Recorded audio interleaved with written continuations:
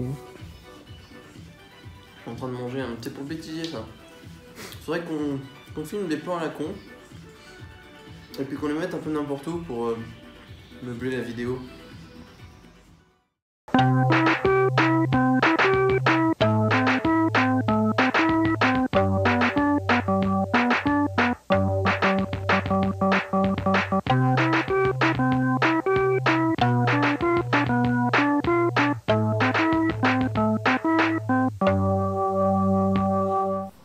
Bonjour. Les Palénuridés forment une famille de crustacés décapodes, tous comestibles, plus connus sous le nom de langoustes.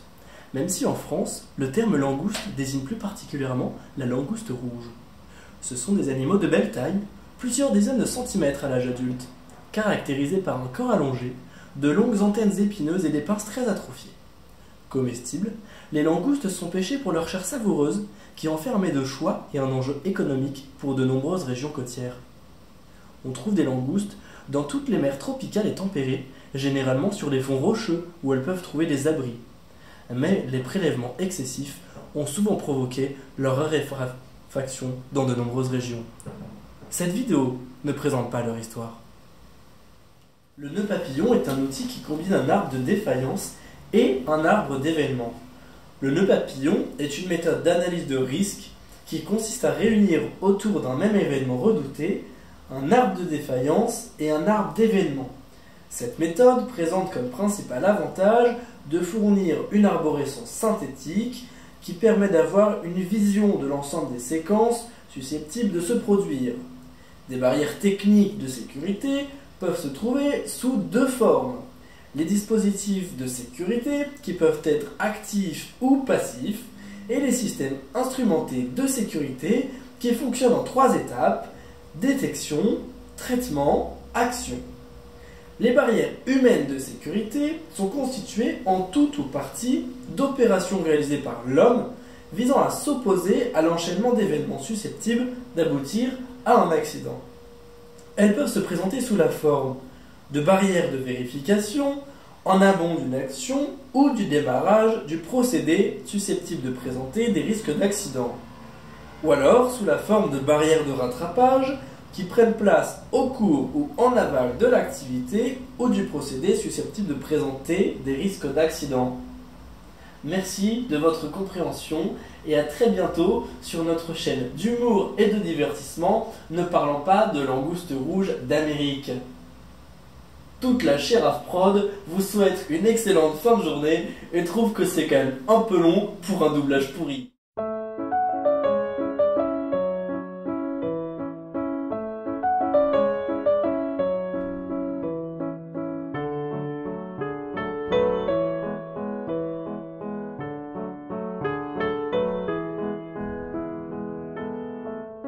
C'est pas mal, hein?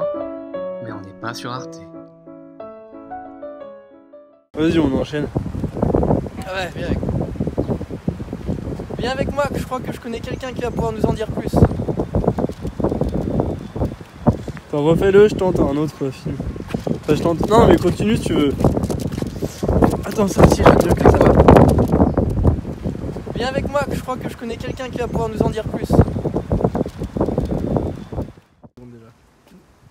Bip!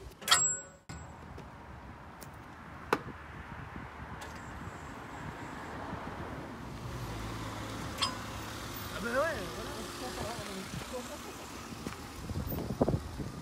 Allons interviewer cette barrière. Tiens, barrière, peux-tu nous en dire un peu plus sur ta mission? Oh, hey, bonjour à toi. Adi, comme on dit par chez moi. Alors, comme ça, tu veux savoir ce que je fais là? Eh bien, je vais t'expliquer. Moi, tu vois, je suis une barrière de sécurité. Et dans ma famille, des barrières de sécurité, je suis même une barrière active. Oui, madame. Oui, monsieur. Regarde ça. Je me ça. Comme ça, tu sais pas ce que c'est. Eh bien, c'est un système de sécurité qui permet de protéger l'utilisateur des accidents. Tu vois, chez moi, il n'y a pas d'accident. Jamais, non. Les dispositifs actifs, ça comporte un système mécanique qui s'actionne en cas d'anomalie. Tu vois, si tu n'as pas de carte, Eh ben moi je bouge pas, tu vois. L'autre conne, elle attend devant. Et non, elle bougera pas. Ah si elle bouge, merde, elle a la carte. Bon, sinon, je reste fermé, je bouge plus, et toi tu te retrouves bloqué dehors.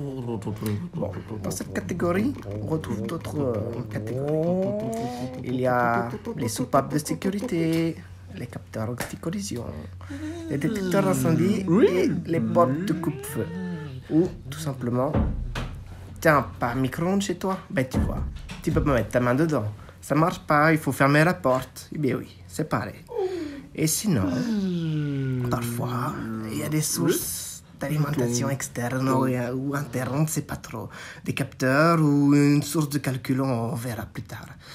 Bon, je vous laisse, j'ai du travail. Je vous laisse avec mes cousins. Il y a les barrières passives, où ils ont une vie un peu différente. Merci Barrière. Et salut Pichoun, c'est moi la barrière passive de sécurité. Contrairement à ma consoeur, je ne requiers aucun système mécanique, électrique ou énergie pour fonctionner. C'est comme une barrière tout simplement, ou alors un casque de vélo, ça t'empêche de te cogner contre les murs. Allez, salut, à la prochaine. Donc là on utilise une technique de pêche qui est la pêche au tonneau.